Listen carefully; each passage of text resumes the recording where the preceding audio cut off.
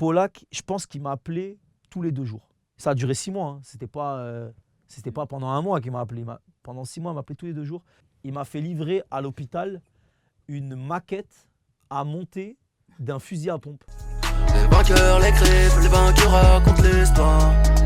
Les vainqueurs, les crèves, les vainqueurs racontent l'histoire. Bienvenue sur Parcours. Merci. On commence toujours par essayer de savoir le parcours de la personne qu'on interviewe. Où est-ce qu'il commence? Toi, ton parcours à toi, il commence où? C'est quoi le point de départ? Commence à Grenoble. Hein. Commence à Grenoble Ben, ça dépend ce que tu appelles parcours, si c'est genre ma carrière ou si c'est genre ma vie. Mais... Ta vie? Ta vie. Bah, ma vie, elle a commencé à Grenoble. Ouais. Elle a commencé à Échirolles, exactement.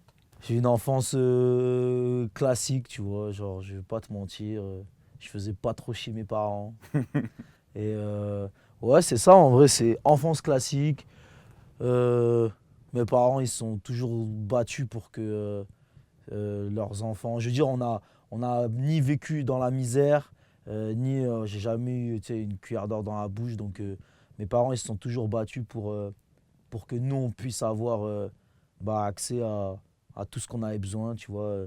Si on voulait faire du sport, on a eu la chance de pouvoir faire du sport, tout ça. Et je pense que ça a aussi forgé ma mentalité pour plus tard, de voir mes parents se battre parce que la vie, elle est dure, tu vois. Famille de musiciens. Enfin, en Ouais. tout cas, côté paternel, c'était très musique. Ça veut dire que dès le départ, tu as été plongé dans ce qui sera plus tard ton activité, quoi. Totalement. Ben, c'est ça, mon père, il a toujours fait de la musique depuis qu'il est tout petit. Il est bassiste. Et il a fait, moi je l'ai toujours connu en mode musique, donc lui il a fait, quand j'étais petit, il était bassiste dans un groupe de jazz. Et le truc où ça a été un peu plus, où il a été un peu plus connu, reconnu dans ce qu'il faisait, c'était du flamenco. Donc lui était bassiste dans un groupe de flamenco qui a quand même pas mal tourné en France. Et c'est ça, et du coup moi dès petit en fait j'avais cette habitude-là de le suivre, que ce soit en studio, que ce soit en concert et tout. Et c'est vrai que j'étais vachement impressionné par ce truc-là de ton père est rempli. Tu vois, je suis déjà allé le voir dans la plus grosse salle de Grenoble, ça s'appelle le Summum, tu vois. Et pour moi, c'était un truc de fou, tu vois. C'était du 3000 places, tu vois. Donc tu sais, j'étais en mode impressionné, tu vois. Et sans le savoir, en fait, je pense que ça m'a, je sais pas, ça m'a sûrement ouvert à l'esprit, etc. Et c'est marrant parce qu'aujourd'hui, mon petit frère, il fait aussi de la musique et mon grand frère, il est danseur. Donc, tu sais, je pense que c'est pas anodin parce que aussi, je pense que dans certaines familles, les parents, ils ont un peu peur de ce côté artistique et tout, que leurs enfants se lancent là-dedans. Ma mère, elle était craintive, mais mon père, pas du tout, du coup. Et il nous a toujours encouragés là-dedans. Et je pense que c'est aussi pour ça que je me suis toujours battu pour que ça marche parce que genre, je savais que lui était derrière moi, en fait, on va dire. Ok.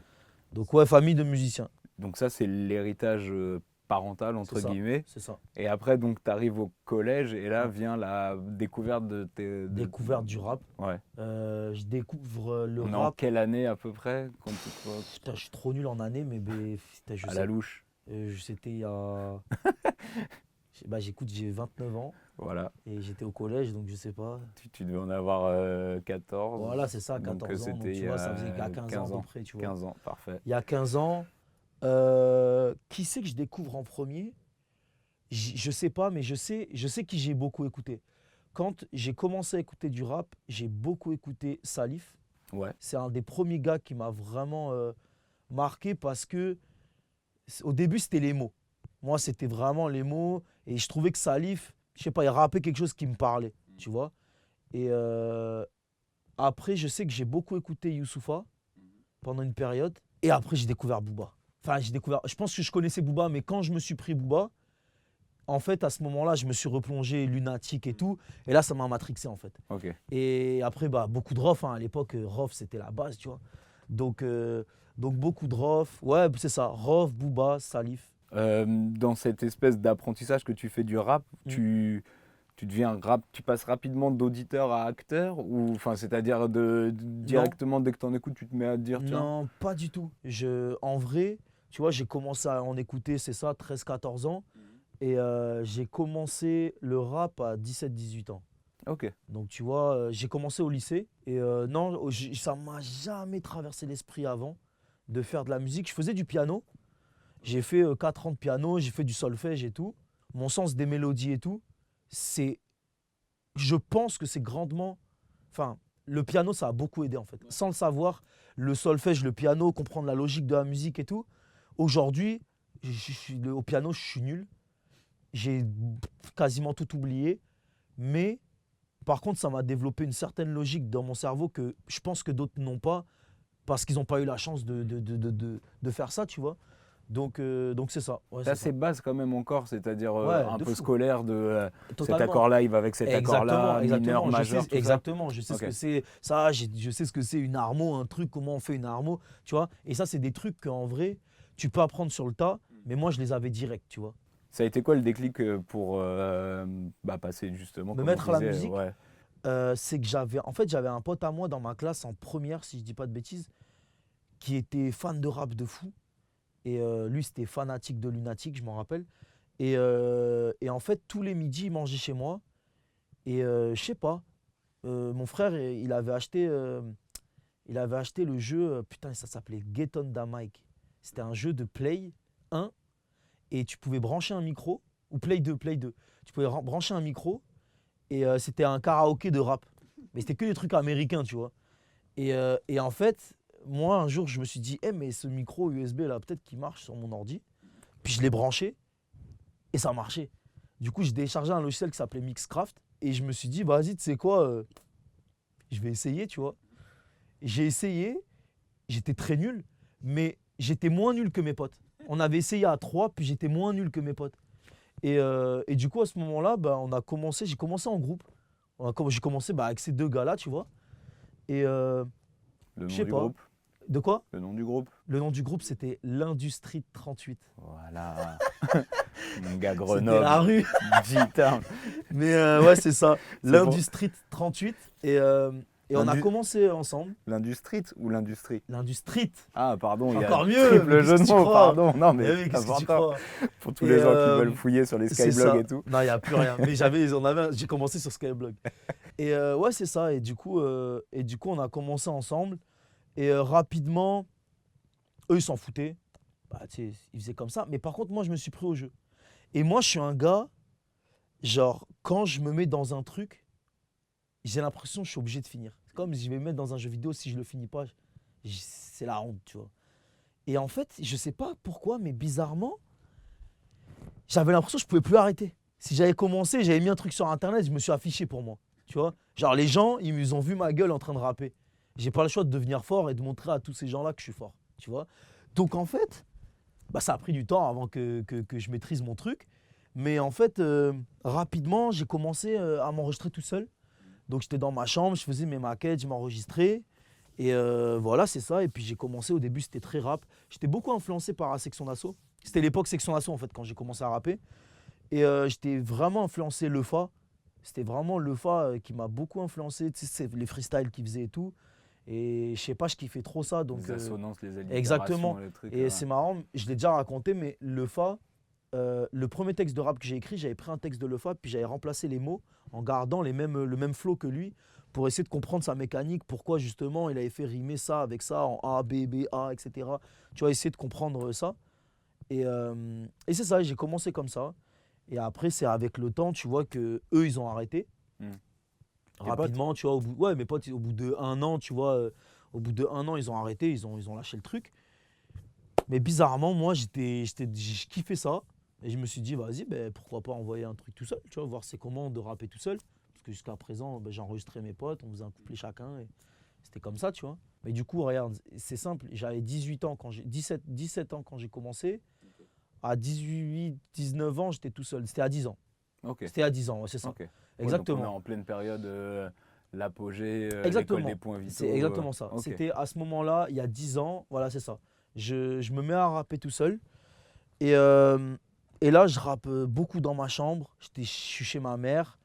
Je rappe dans ma chambre. Je me suis fait... dans mon placard de vêtements, j'ai mis de la mousse. Et quand je veux rapper, je mets mon micro, je décale mes vêtements et je rappe dans mon placard, en fait. Et ça a commencé comme ça. Et là, en fait, je fais beaucoup de sons. C'était nul, hein. C'était nul, mais je sors... putain, je me rappelle même plus comment il s'appelle. je vois la pochette, mais je sors un projet, je ne me rappelle même plus. C'était vraiment ancien. Et je sors une mixtape, première mixtape tout seul et tout, que j'avais mixé moi-même à l'arrache, tu vois, c'était vraiment à l'arrache. Toujours avec le micro de SingStar, enfin de Get On Da Mic. Le métro le plus rentable de Ouais, sa exactement. génération. Et en fait, après ça, en fait, j'ai la chance de rencontrer ce qui va devenir mon futur manager, qui lui, en fait, c'était les têtes d'affiche de Grenoble, en fait. Donc, c'est les gars qui étaient chauds. C'était un groupe qui s'appelait BO Cube. Bon, il y avait, comment il s'appelle, Jeff Lener, qui était genre, lui, il avait pété. Mais à part Jeff Lener, qui était encore à Grenoble, il y avait un groupe qui s'appelait BO Cube. Et c'est eux, je les rencontre, en fait. Et en fait, c'était des voix. Il y en avait un du groupe qui c'était mon voisin de palier. Ok. Et moi, je les voyais en star. J'allais à leurs concerts et tout. Tu sais, je les kiffais depuis que j'étais tout petit.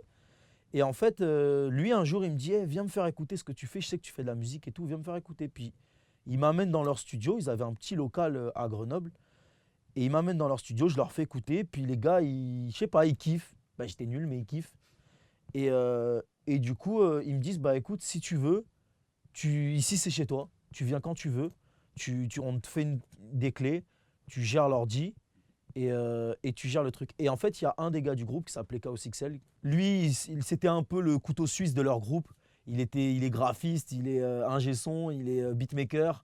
Et en fait, c'est devenu mon manager. Okay. Et à ce moment-là, en fait, il m'a un peu pris sous son aile. J'avais pas de prod. Moi, je prenais des prods de YouTube. Il a commencé à me faire des prods. Et en fait, petit à petit, on a commencé à faire de la musique ensemble. Et c'est avec lui qu'on a sorti mon premier projet. Et en fait, lui m'a apporté un cadre que j'aurais jamais eu s'il avait jamais pas été là, tu vois. Tu vois, ce truc-là, tu sais, lui, il était plus grand que moi. Il a peut-être 8 ans de plus que moi, je pense. Donc, tu sais, il avait déjà moi, j'avais 20 ans, il avait mon âge actuel. Donc, à ce moment-là, lui, il m'a dit direct, ouais, gros, je pense qu'il faudrait faire une campagne. C'était le début des campagnes Kiss Kiss Bang Bang. Et il m'avait dit, gros, je pense que c'est bien de faire ça. On met un petit objectif, 3-4 000 euros. Ça peut nous permettre de financer, de faire des CD, essayer de voir ce qu'on peut faire. Moi, je l'ai suivi. Tu sais, j'étais vraiment en mode, ouais, vas-y, on y va. Et du coup, on a fait ce projet ensemble. Et il a produit un peu dessus. Dessus, j'ai commencé à connecter un peu avec des gens. C'est marrant, sur le projet, il y avait Laylo, dis-toi. C'est un truc de fou, parce que Laylo, je le connais depuis très longtemps. Ouais. Et c'était ça, j'avais fait un peu des feats et tout, donc j'avais invité les frérots qui étaient à côté, donc Laylo, il y avait Yvick, tu vois. On avait fait un petit projet comme ça. Et on a eu ces 4 000 euros de campagne. Ok. Et du coup, grâce à ces 4 000 euros-là, en fait, tout a commencé. Parce que c'est ça, comme ça, que j'ai commencé à pu faire des clips, tu vois, à essayer de me développer. Et après ce projet-là, en fait, le nom de ce projet-là, c'était Minuit 20. Ok, d'accord. Ouais, c'était Minuit 20. Et après ce projet-là, en fait, un an ou deux après, je pense que c'était en 2016. 2015, je sors Minuit 20. Et en 2016, je fais un autre projet qui s'appelle Dans le Carré. Et c'est là où, en fait, ça se professionnalise plus. On signe en distrib. Pour l'instant, au début, c'était à l'arrache, tu vois. Là, on signe en distrib. Et du coup, je rencontre Cécile. Non, mais genre, tu vois, ça se professionnalise. Je comprends, en fait, l'industrie, comment elle fonctionne. Et en fait, on apprend avec mon manager. On apprend sur le tas. Parce que lui, c'était pas un manager à la base, tu comprends. C'est mon pote. Donc, on apprend ensemble. Et c'est stylé, en fait. On apprend ensemble. On fait notre merch. On fait des trucs. On se débrouille. On fait nos pochettes. Nos trucs. On fait vraiment, c'est de la débrouillardise. Et on signe en distrib, dans une distrib qui s'appelle Modular. Et on signe un projet, si je dis pas de bêtises. Je fais un projet qui s'appelle Dans le Carré et un projet qui s'appelle Full G. C'est ces deux projets-là, en fait, que j'ai fait chez eux. Et en vrai, c'est ça. Cette période-là, je me suis vraiment professionnalisé. Et c'était le début que j'ai commencé à monter à Paris, en fait. L'élément déclencheur de New Ventura, c'est une rencontre que je fais. À ce moment-là, en fait, quand je sors du coup Full G, qui était mon dernier projet, j'ai la chance d'avoir des marques un peu qui me contactent. Et j'ai une marque qui me contacte qui s'appelle Rewind. Et c'est une marque d'Avignon qui marchait assez bien à l'époque. C'était une marque indé, mais qui marchait assez bien. Ils m'envoyaient des saps et tout. Et puis, vu que j'avais une bonne relation avec eux, ils faisaient des événements. Et un jour, ils nous ont programmé à jouer dans... C'était un showcase, en vrai. Et je me rappelle, il y avait nous et il y avait 3010 aussi. L'équipe Eddie Hyde, voilà. Et on avait fait un showcase tous ensemble. Et en fait, je rencontre Dioscures, qui était lui, qui travaillait avec cette marque en fait. Donc Dioscures, producteur. Et je rencontre Dioscures et lui, à ce moment-là, il fait même pas de musique. Quand je le rencontre, il fait même pas de musique. Donc c'est Même le pas poteau. chez lui. Pas du tout. En Il secret. fait même pas de musique. Ah ouais, ok. C'est un mec d'une marque de vêtements pour moi. Ok. Donc on sympathise. Et en fait, moi, ça devient les poteaux, en fait, ces gars-là. Et régulièrement, en fait, je descends à Avignon, traîner avec eux. Rapidement, Dioscures, il commence à kiffer, vouloir. Au début, je crois qu'il voulait être DJ. Il commence à tâter un peu. Et au final, il télécharge Eiffel, il commence à faire des trucs. Et je pense qu'il y a genre 1 an qui se passe, ou un bon 6 mois. Je vais qui se trop passe. demander quelle année on est là, mais tu vas. Non, je ça sais. va mieux, là. Je sais. Un Je genre pense de que c'est. 2016, non? Non, 2016, ouais. Parce que New Ventura, Ouais. en fait, New Ventura est sorti en 2017. Et un jour, je descends à Avignon et il me dit, gros, là, je commence à comprendre un peu plus le truc et tout. Faut qu'on se capte. Et je dis, bah, tu sais quoi, monte à Grenoble. On va au studio, on se fait 3-4 jours et tu me fais écouter ce que tu as fait. Et il me fait écouter. Et en vrai, c'est pas encore assez chaud pour que je pose sur ces trucs, mais je sens le potentiel. Et je me dis, ce gars, il est turfu un peu. Tu vois, il a un truc. Et du coup, je lui dis, bah, tu sais quoi, travaille. Et je commence à lui envoyer des idées, tu vois. Et en fait, on a commencé à travailler comme ça. Et en fait, il a eu une progression qui était incroyable parce qu'en 6 mois, les 6 mois qui ont suivi, en fait, au bout de 1 an de beatmaking, il avait un niveau que je trouvais très très bon, tu vois. Et du coup, à ce moment-là, ben, je m'enferme avec lui et on fait New Ventura ensemble.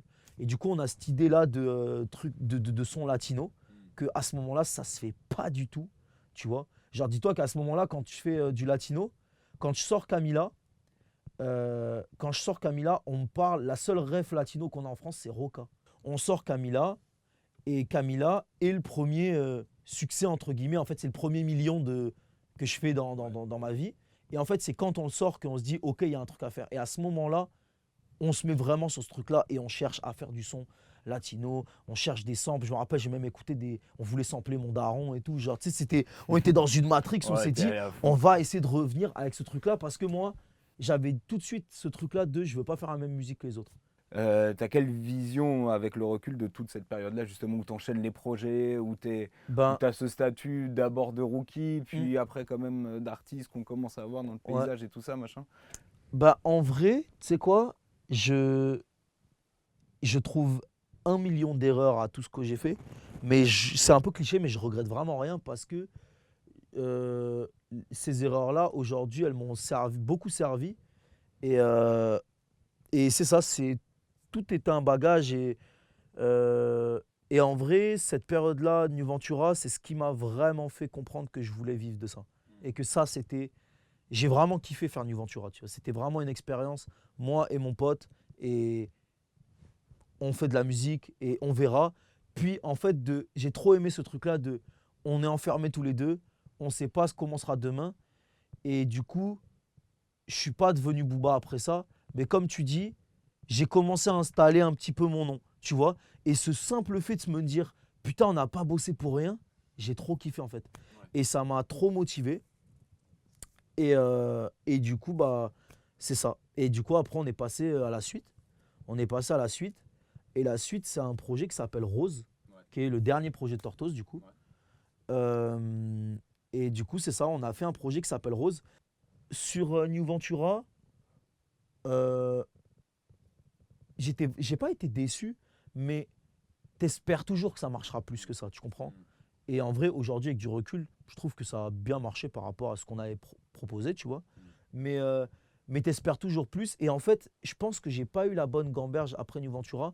Au lieu de me dire, je suis dans une bonne dynamique, on continue comme ça, je me suis tellement remis en question que je me suis dit, il faut tout changer.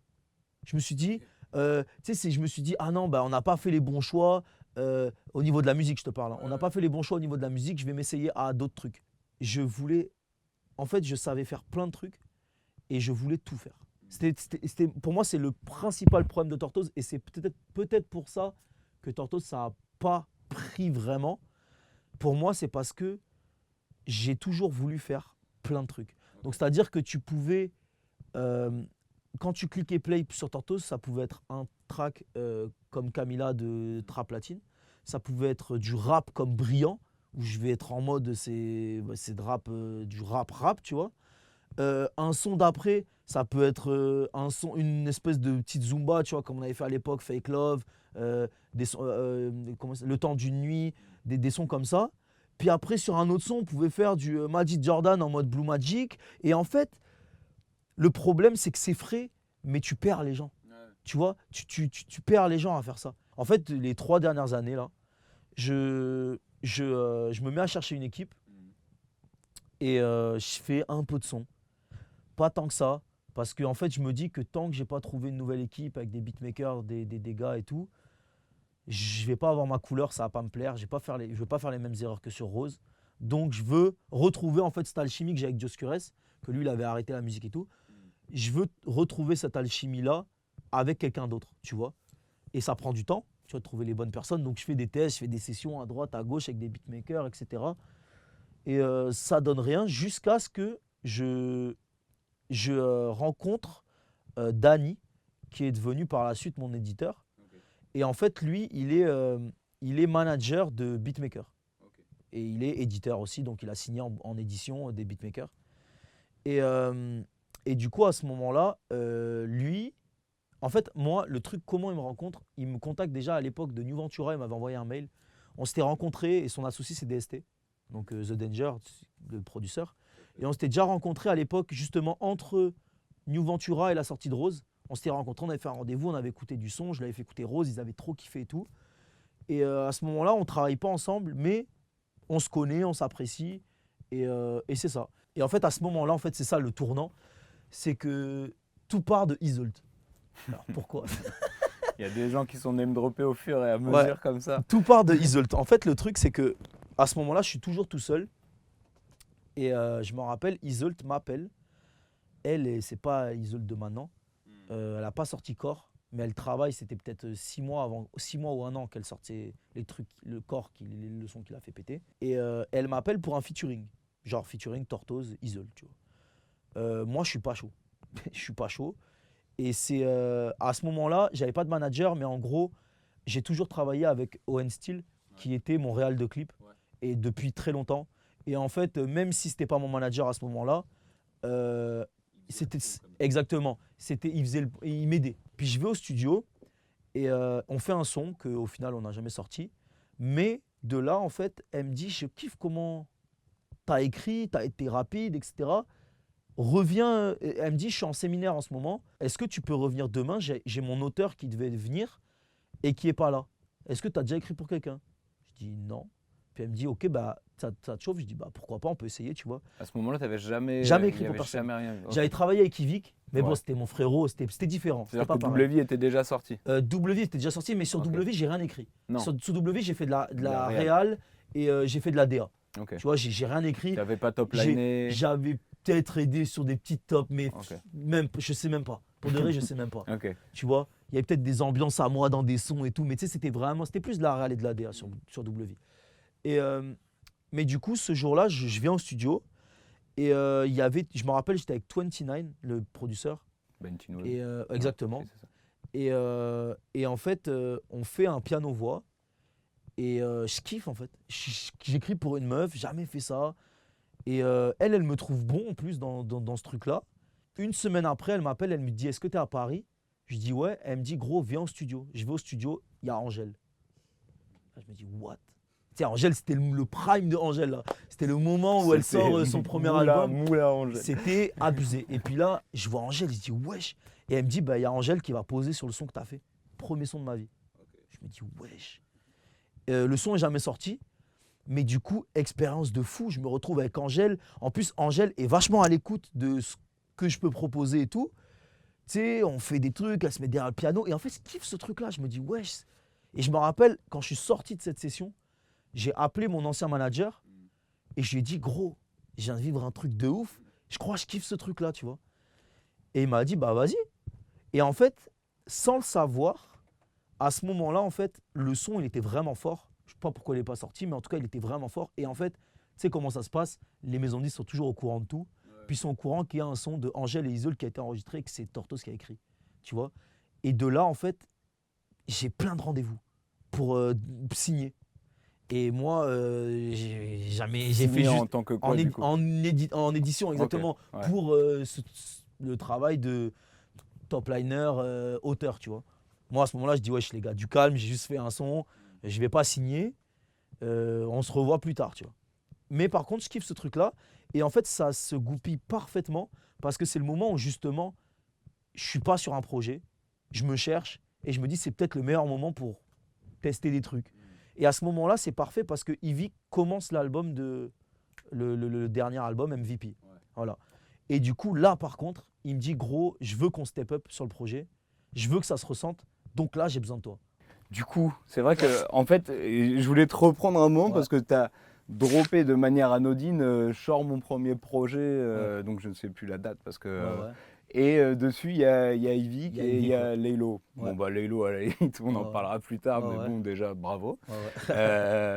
Et il y a Yvick. Parce qu'on sait très bien, de toute façon, que vous connaissez depuis longtemps. Ça date de quand, justement, cette première rencontre et le fait qu'après, du coup, dans des domaines un peu différents, vous ayez réussi à vous rejoindre à un moment. Ben, Yvick, je le rencontre au lycée. Moi, je suis en seconde, bah, lui aussi. On n'habite pas du tout, lui il habitait plus, moi j'habitais en ville et lui il habitait plus la campagne de Grenoble, donc on n'était pas du tout dans le même secteur, sauf qu'on se retrouve dans le même lycée. Et en fait moi je tombe dans la classe de sa meilleure amie, qui devient ma meilleure amie, tu vois. Donc en fait elle commence à me ramener à ces soirées et à chaque fois que je vais aux soirées là où ils habitent, dans leur secteur à eux, dans la campagne là-bas, et ben il y a tout le temps Yvick. Et à ce moment-là, je parle de Yvick qui fait même pas de vidéo. Il fait pas de vidéo, ou peut-être qu'il fait des vidéos, je les ai pas vues, tu vois. C'est dans sa chambre, personne les a vues. Hein. Pas de buzz de Voilà, c'est ça. Et en fait, je me lie d'amitié avec lui. Et moi, à ce moment-là, je fais pas de musique non plus. Et en fait, quand je commence la musique, bah, comme je t'ai dit, j'ai commencé la musique en première. C'était l'année d'après, ou peut-être 2 ans après, parce que j'ai redoublé ma seconde. Et ben, en gros, lui commence en même temps les vidéos. Et en fait, tout de suite, il m'a tout le temps soutenu. C'est-à-dire que dès le premier truc pété que je sors, que je ne me rappelle plus le nom de ce projet, j'ai un souvenir de moi et Yvick dans sa Panda à Grenoble. On faisait des tours pour qu'il écoutait mon projet que j'allais sortir. Tu vois, pour te dire que genre, il m'a vraiment toujours soutenu sur ma musique et je l'ai toujours soutenu sur ses vidéos. J'ai toujours kiffé ce truc-là. Tu vois, lui, il a eu ce problème-là. Lui, on l'a pris pour un fou, tu vois. Moi, on m'a moins pris pour un fou parce que rapper, c'était normal, tu vois. Mais lui, on l'a pris pour un fou parce que parler devant une caméra à l'époque, c'était une dinguerie, tu vois. Donc, dans mon lycée, ça le prenait. C'était un peu, il était drôle. C'était l'américain du lycée, mais il est chelou, le type, tu vois. Il parle à sa caméra chez lui, il met ça sur Dailymotion. Bizarre, tu vois. Mais moi, par contre, j'ai vu ce truc-là de. Ouais, c'est drôle, c'est des sketchs sur Internet, tu vois. Mais pas ça, gros. Et on s'est toujours, tu vois, même quand il y en a un qui déconne, on se l'est toujours dit. Et je pense que ce truc-là, tu vois, bah ça, je sais pas. Notre relation a toujours été hyper saine.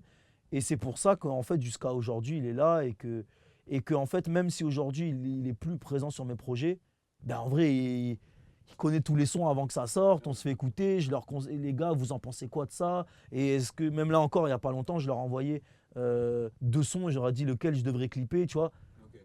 Ils font toujours partie de mon processus de travail. Et pareil, tu vois, genre lui, il n'y a pas une seule de ses vidéos qui va sortir où il ne m'envoie pas la vidéo avant. Qu'est-ce que tu en penses? Qu'est-ce que truc? Tu vois ce que je veux dire? Quand tu dis ils font, c'est que c'est toute l'équipe. C'est mes potos, voilà, du Juice, Samy, etc. C'est notre petit groupe de Grenoble, on va dire. Tu vois. Il y a un nom dont je me rappelle les initiales. Exactement. Mais... MQEBD, voilà, exactement. tout à fait. Et c'est ça. Et du coup, c'est ça, Yvick. C'est toi qui le fais poser en premier?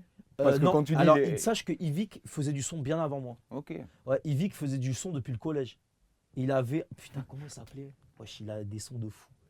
Il Encore avait un bon nom de groupe. Yvick, non mais Yvick, c'est tellement drôle. Je pense que si un jour il sort ça, c'est une dinguerie. Gros, il avait un perso, genre il était premier degré de fou, mais il était petit, hein, il avait genre 12 ans. Hein, et il rappait la rue. Alors c'était pas la rue du tout. Mais genre son perso, il était gang de fou, tu vois. Et maintenant, quand on écoute ça, mais je sais plus son nom, mais en tout cas, Yvick, il rappait depuis très longtemps. Et c'est pour ça que dans ses vidéos, il y a toujours eu l'autotune. C'est d'ailleurs lui qui m'a fait télécharger Mixcraft. Ok. C'est lui qui, mon premier logiciel, c'est lui qui m'a dit, C'est vois. celui-là que tu dois choisir. Exactement, c'est lui que tu dois prendre, lui, l'enregistrer sur ça, tu vois. Ok. Donc c'est peut-être Est-ce lui que qui m'a c'était montré un vrai bon l'autotune. conseil, Bah, Mixcraft je ou suis pas pas sûr, mais en tout cas, c'était gratuit. Ouais. À l'époque, C'est vrai. c'était ça qui était important. Mais c'est ça, c'est ça. Et du coup, bah. La connexion avec Laylo, c'est lui aussi La qui connexion fait avec Laylo, c'est lui. Ok. Parce que lui, il allait beaucoup à Toulouse. Et il a rencontré un jour, bah, je pense que c'était Fat Toys, la marque. Et Laylo était affilié Fat Toys. Et ils sont connus comme ça. Et du coup, après, c'est comme ça que bah, il nous a présenté Jay, tu vois. Et voilà, en gros, c'est ça, tu vois. C'est un peu improbable, mais du coup, Laylo, on le connaît depuis pareil, en fait. Bah ouais. Depuis très longtemps, tu vois. Donc, Et du coup, donc sur Double Vie, t'as les prémices en fait de ce que tu vas faire après, même exactement. si ce côté réel, Exactement. c'est là où tu mets vraiment Mais les mains dans le cambouis. quand je te dis que tout commence avec Isolt, c'est parce que sur Double Vie, pour moi, j'ai pas conscience que je fais de la DA et tout. J'aide juste mon pote. Tu comprends? J'aide juste mon pote parce que moi, tu vois, lui, il a pu m'aider. Par exemple, pour te donner un exemple, j'avais fait un clip à l'époque sur Dans le Carré, qui s'appelait Dans le Carré d'ailleurs, aux USA. C'est Yvick qui m'a fait le clip. On est partis tous les deux et il m'avait fait le clip. Pour te dire qu'on s'est toujours aidé dans ce sens-là, tu vois. C'est lui qui te. Ouais, exactement. Et si tu regardes, c'est Real Mr. V, tu vois. Et ce clip. Et tu vois, on s'est toujours aidé dans ce truc-là. Et de la même manière, lui, il avait des connaissances en vidéo. Il m'a aidé à ce moment-là, que c'était la Hess. Bah, à ce moment-là, qu'il veut faire un vrai album, bah, moi, je fais du son depuis un moment. Donc, je sais que je peux l'aider. Donc, c'est pour ça que je te dis qu'à ce moment-là, je suis pas dans un truc de je fais de la DA. Parce que j'aide juste mon frérot, tu vois. Et c'est par contre, quand j'aide quelqu'un quand je travaille pour quelqu'un que je connais pas, là, je me dis, tu vois, là, je prends conscience que genre. Ouais, quand t'es hors de ce cercle de potes, exactement, c'est là, ça. on vient C'est vraiment ça. te chercher pour toi. Exactement. Du coup, le projet d'Yvick, là, je suis beaucoup plus impliqué. Là, on parle de vrais feats, tu vois, des opportunités. Pour moi, je le vois aussi comme une opportunité de. Tu veux faire ça, bah, prouve aux gens. Là, c'est le bon projet pour prouver aux gens que tu es bon dans ça, tu vois. Donc, on fait beaucoup de sons. Avec Yvick, c'est très fluide comment on travaille parce que je pars pas tout le temps de zéro, tu vois. Des fois, il va m'amener une maquette de son. Ah ouais, on devrait changer ça. Ah ouais, vas-y, tu as une idée de refrain. Vas-y, bah, je vais faire une idée de refrain. Ah, lui, il va rajouter sa patte. Tu sais, on travaille beaucoup comme ça. Et du coup, on fait un séminaire ensemble. Et pendant le séminaire, il y a Polak qui passe pour faire le son jamais. Et du coup, là, à ce moment-là, Yvick, il était en mode rec de son pendant le séminaire. Donc, il n'a pas le temps de faire de la créa. Et il me met en mission avec Polak dans une chambre de la maison. Et il nous dit, gros, essayez de faire un hit. En vrai, c'est clairement ce qu'il nous a dit. Je te jure, c'est ce qu'il nous a dit. Donc là, je me retrouve avec Polak que je connais pas. Toi, tu l'avais jamais rencontré. Ben, on s'était déjà parlé sur les réseaux, mais je l'avais déjà rencontré, mais c'était pas le poteau. Que il te met des rappeurs dans les pattes, lui. Depuis. Exactement.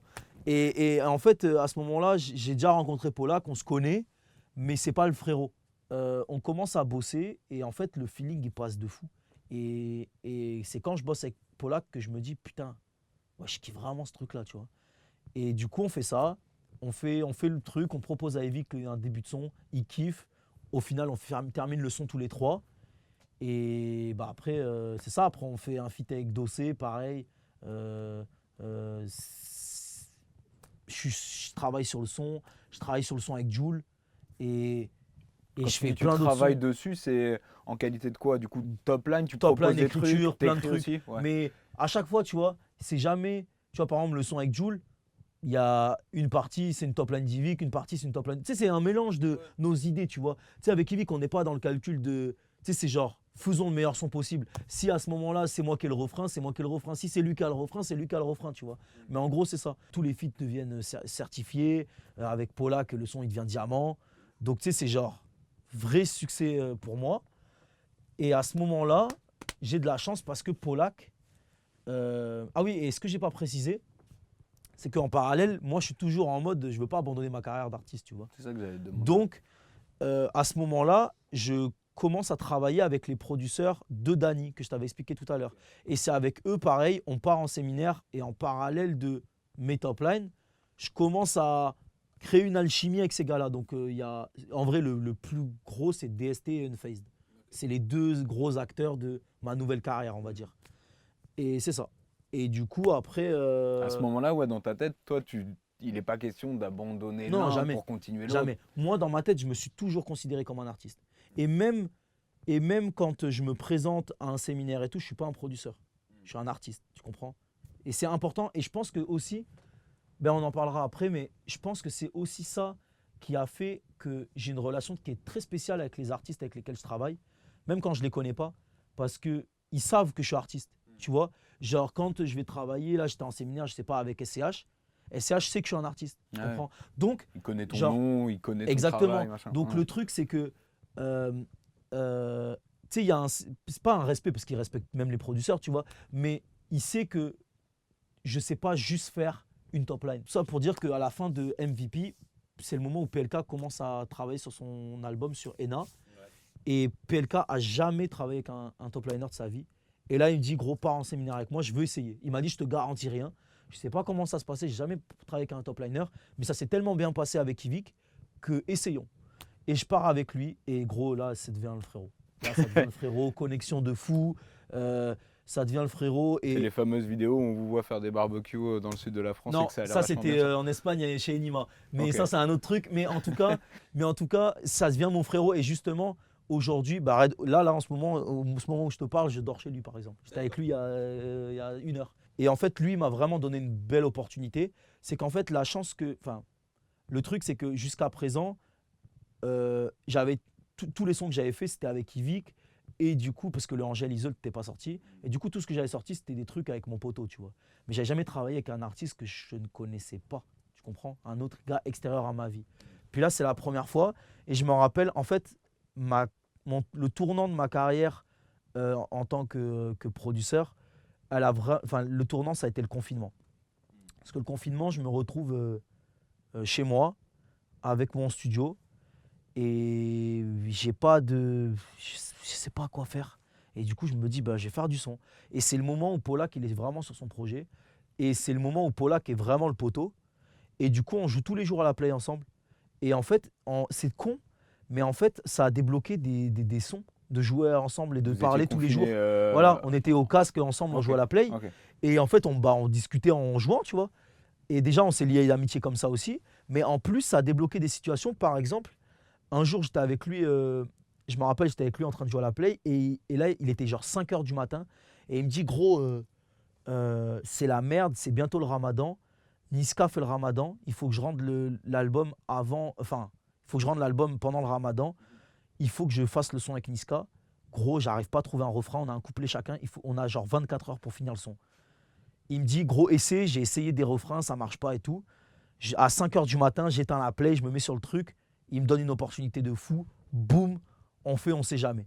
Et là, genre, pour moi, c'est mon premier gros truc que je fais extérieur parce que j'avais fait jamais, mais comme je te dis, c'était Yvick, c'était différent, tu vois.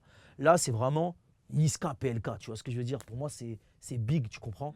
Et ça rentre en radio et tout. Et pendant le confinement, d'ailleurs, pareil, j'envoie une top line à PLK et il me dit, tiens, regarde ça, par exemple. C'est pas pour moi, mais je l'imagine grave pour Maes. Il envoie la top line à Maes. 5 minutes après, Maes me répond. Je sais pas ce qui s'est passé pendant le confinement. Le confinement, Gros, tu marchais, Dieu était avec tu moi. marchais sur l'ordre. C'était mon prime. C'était mon prime, le confinement. Et, T'enfermes 2 secondes, tu cours des vélos. Écoute, c'est bon à C'était savoir. un truc de fou. Et Maes m'appelle et il me dit, gros, je kiffe trop la top line. Et 2 jours après, il me rappelle, il me dit, gros, j'étais en studio avec La Crime, on a fait un son, il s'appelle Boston George. Et son platine, PLK, Niska platine. Genre, tous les trucs que j'ai fait à ce moment-là, c'était abusé. Puis tout est sorti à la même période. Et en fait, c'est là où en fait, j'ai commencé à être reconnu en tant que producteur, top liner et tout. C'est parce qu'en fait, pendant genre 3 mois, j'avais 4 ou 5 sons qui tournaient en radio en même temps. Genre. C'était n'importe quoi. J'avais le Jamais qui a tourné genre pendant 2-3 mois en radio. J'avais le Niska PLK, j'avais le Boston George de Maes. Et je sais plus, j'en ai oublié, mais j'en avais d'autres, tu vois. Et du coup, à ce moment-là, bah, ça parle de moi. Et ça, c'est quelque chose qui se sait, notamment moi, je le dis- derrière. Parce que Moi, toi, je tu le ne dis mettais pas vraiment, forcément mais en voilà, avant. exactement. Les gens de l'industrie le savent, tu vois. Les maisons de disques le savent. Et là, du coup, en fait, Bah, déjà, je ne regrette pas de ne pas avoir signé en édition au début quand j'avais commencé, parce qu'entre ce moment-là et le moment où on a commencé à parler pour signer en édition, Il y a 8 zéros bah, de plus sur le chèque.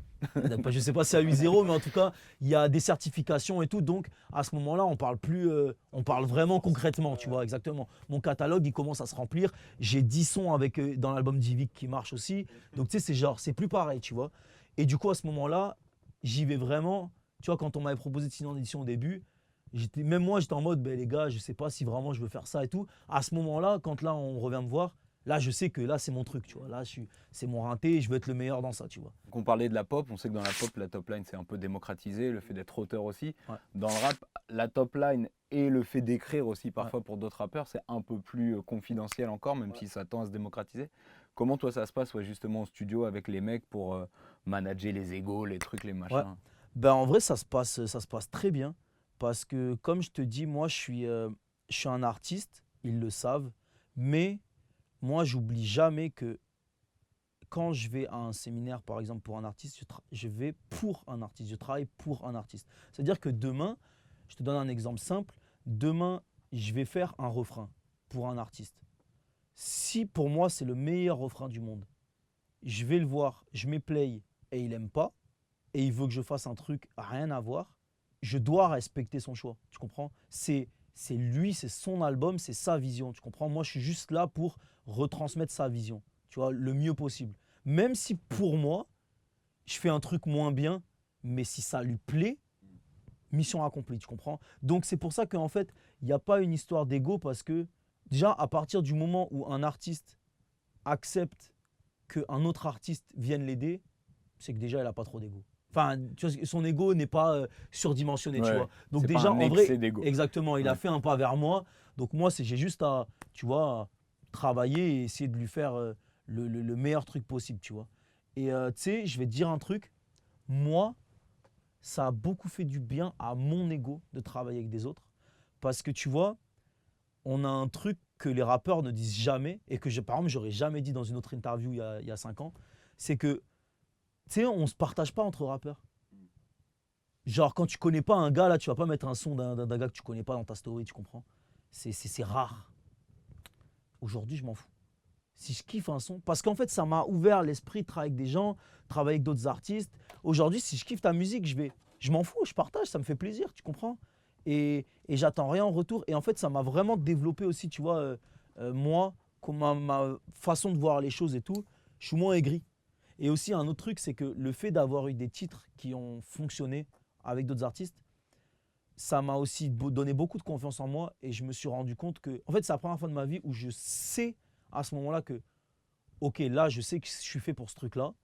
Ok, je sais que je suis bon et c'est ça, tu vois. Avec quel artiste a la meilleure alchimie? On a beaucoup parlé de PLK, tu penses Euh, que c'est avec lui ou enfin il y a Yvick aussi, mais avec lequel Euh, tu aurais trouvé Là, c'est une bonne question. Je pense que la meilleure alchimie, le truc, c'est qu'il y a amitié aussi qui se lie, donc c'est un peu différent. Je pense que c'est avec Shai. Ben, j'ai rien sorti. Ben, j'ai sorti juste un son avec Shai, c'est le feat avec Fresh, où j'avais travaillé sur le couplet de Shai, mais en tant qu'auteur? en tant qu'auteur. Mais à part ça, ça fait 2 ans et demi que je travaille avec elle. C'est une vraie rencontre humaine et de travail. C'est-à-dire que elle aime vraiment ce que je fais, premier degré. Et même ma musique à moi, elle l'aime, tu vois. Et moi, j'ai toujours été fan de Shai. Ça a toujours été mon artiste féminine préférée. Et ça a toujours été une de mes artistes préférées. Et ça a été un honneur quand elle m'a contacté pour travailler avec moi. Et quand elle m'a contacté, moi, je lui ai dit, je ne veux pas juste faire un titre en one-shot, je veux t'accompagner sur le projet. Et il y a eu plein de rebondissements dans ces 2 ans de travail avec Shai. Mais en tout cas, j'ai tellement appris et aujourd'hui on se connaît par cœur et je sais exactement comment je dois écrire quand je travaille avec elle. Genre elle dit littéralement que je suis devenu une jolie garce. Okay. Tu vois, parce que genre… T'es dans le joli garce. Exactement, je sais ce que c'est être une jolie garce, tu vois. Et je sais quand elle me dit là je veux que tu sois une jolie garce, je sais exactement comment il faut que j'écrive. Et je me trompe pas. C'est aussi le personnage qu'elle incarne qui est tellement fort et la vie qu'elle a. Moi, en privé, elle m'a raconté sa vie pour que je puisse écrire le mieux possible, tu comprends. Et sa vie, elle a tellement une vie folle et plein de rebondissements, etc., que ça me facilite le travail. Pour moi, je trouve ça facile d'écrire pour elle parce qu'elle est trop stylée. Tu vois ce que je veux dire? Est-ce qu'on parle un peu de ce que tu as annoncé en janvier, ta maladie, etc. Ouais, Parce ouais, que de t'en fou. as- Ouais, Du coup, en de janvier 2022, ouais, tu as annoncé Ouais. du coup, que tu étais atteint d'un cancer. c'est ça. Qu'est-ce que ça. Je me doute que ça chamboule tout un tas de choses, mais Ouais. dans la lancée dans laquelle tu étais toi, qu'est-ce que ça a dû. Comment tu as dû Bah, adapter tout ça, tout ton emploi du temps, on va dire déjà, il faut savoir que j'en ai pas parlé, mais pendant du coup, ces 2 ans où, par exemple, j'ai travaillé avec Shai, moi, je me suis reconstruit en tant qu'artiste. Donc à ce moment-là, je me suis reconstruit. Mon manager, j'ai retrouvé un manager. Les gens avec qui je travaille sur d'autres artistes, donc Unface, DST, Vladimir, etc., c'est devenu mon équipe. Et on a travaillé un album ensemble. Et du coup, ce projet-là, donc on a l'idée à ce moment-là de changer de blase et tout, on met tout en place.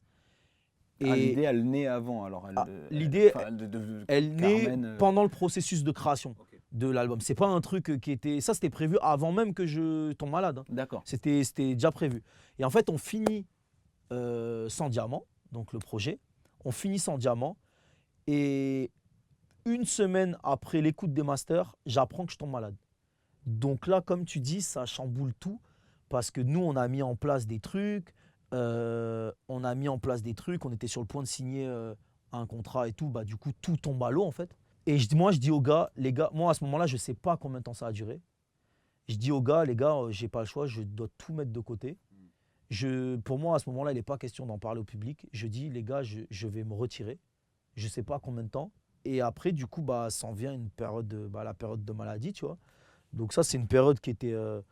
sur le coup, c'est bizarre, mais sur le coup, je le vis pas mal de fou. Genre, c'est dur, tu vois, tu sais, t'es malade, c'est un cancer, la chimiothérapie, c'est des traitements qui sont très lourds, donc c'est sûr, tu dors toute la journée, t'es très fatigué, tu changes d'apparence, donc tu sais, c'est genre aussi quelque chose qui fait mal à ton ego, tu vois. Je le vis pas mal, parce qu'en fait, sur le moment, je suis dans un truc où en fait, ton cerveau, la seule information qu'il te donne quand t'es malade, c'est guéri. Donc en fait, sur le coup, tu ne penses pas à ce qui est en train d'arriver, que c'est une dinguerie. À aucun moment dans ma tête, je me suis rendu compte que je pouvais mourir. Vraiment pas. Et la mort, je ne l'ai même pas eu dans la tête, tu vois, à ce moment-là. Je suis dans un truc où, vas-y, je suis malade, je vais guérir comme si j'avais une grippe. Sauf que c'est une longue grippe, tu vois. Et du coup, les gars m'aident beaucoup. Et en fait, je me rends compte que la musique m'aide beaucoup aussi. Quand je suis à l'hôpital, on a acheté un truc qu'on a appelé le kit Top Line. C'est genre tout en miniature. C'est-à-dire une toute petite carte son, un tout petit micro et mon ordi. Et même à l'hôpital, je pouvais faire de la musique sur mon lit d'hôpital. Et en fait, à ce moment-là, je reprends la motive du projet alors que je suis complètement out. Et je Ton me dis, projet à toi. Là, ouais, et je me dis, tu sais quoi, j'ai 1 an, autant s'en servir. J'ai des moments de lucidité, tu vois, quand je suis malade. J'ai des moments où j'ai un peu plus de force que d'autres. Quand j'ai de la force, viens, je fais de la musique, fais ce qui te fait kiffer. J'ai fait mon Flat, j'ai fait Birkin, j'ai fait plein de sons quand j'étais malade. Et c'est marrant parce que les gens s'attendaient à un album un projet, une mixtape hyper personnel, où je vais parler de mes problèmes et des trucs. Et en fait, moi, j'explique à chaque fois que non, en fait. Parce que sur le moment, les sons que je fais, j'ai pas envie de parler de mes problèmes que je suis en train de vivre, tu comprends? Toute ma journée est un problème. Toute ma vie est un problème. Moi, ce que je veux parler, c'est regarder par la fenêtre et parler de ce qu'il y a dehors, parce que je peux pas aller dehors, tu comprends?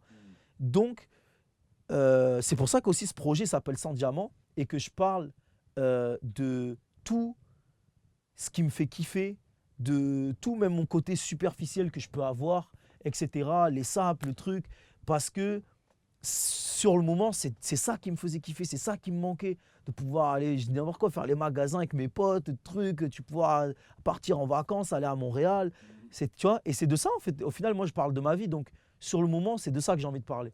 Donc, le projet change aussi.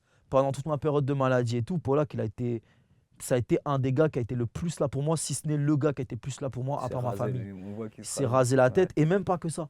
Dis-toi que je vais te raconter un truc. Polak, je pense qu'il m'a appelé tous les 2 jours. Ça a duré 6 mois. Hein. C'était pas pendant un mois qu'il m'a appelé. Pendant 6 mois, il m'appelait tous les 2 jours. Dis-toi que j'avais le cathéter qui était branché.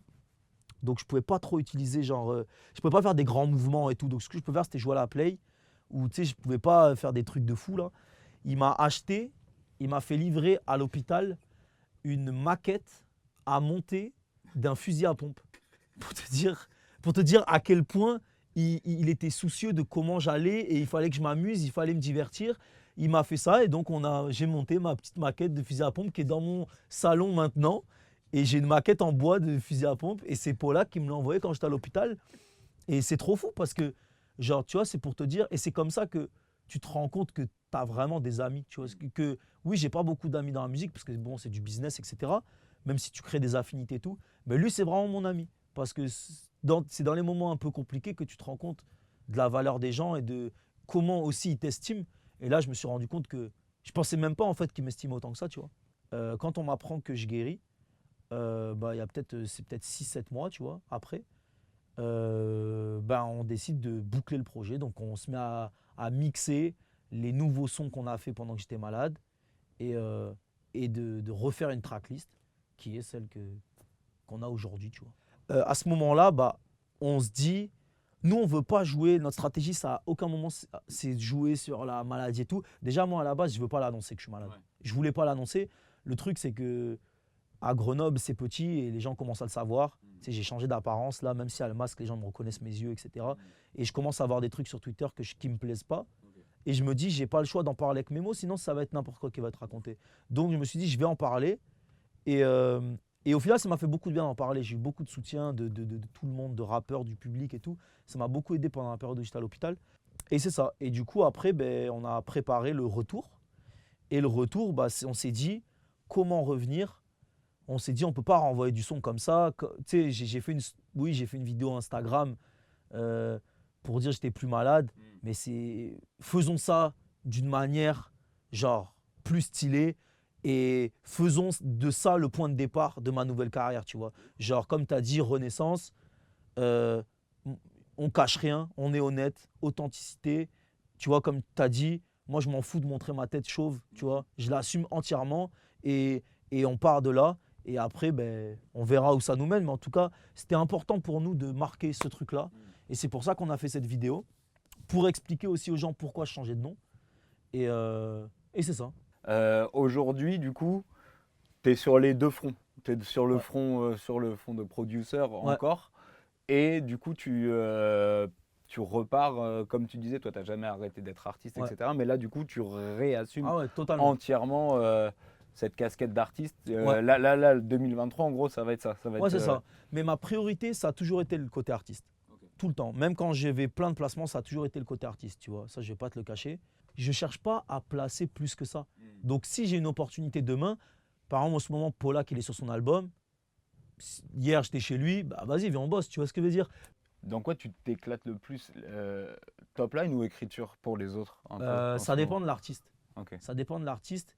Mais en vrai, au début, c'était… Mais j'écris pas pour beaucoup d'artistes non plus. Je fais beaucoup plus de top line que d'écriture parce qu'en vrai, dans le rap français, beaucoup de gens écrivent, tu vois. Genre, je ne vais pas écrire un texte pour SCH ou PLK, là, tu comprends, les mecs, ils écrivent beaucoup trop bien. Mais je m'éclate dans les deux. C'est juste deux exercices différents, en vrai. Les vainqueurs l'écrivent, les vainqueurs racontent l'histoire. Les vainqueurs l'écrivent, les vainqueurs racontent l'histoire.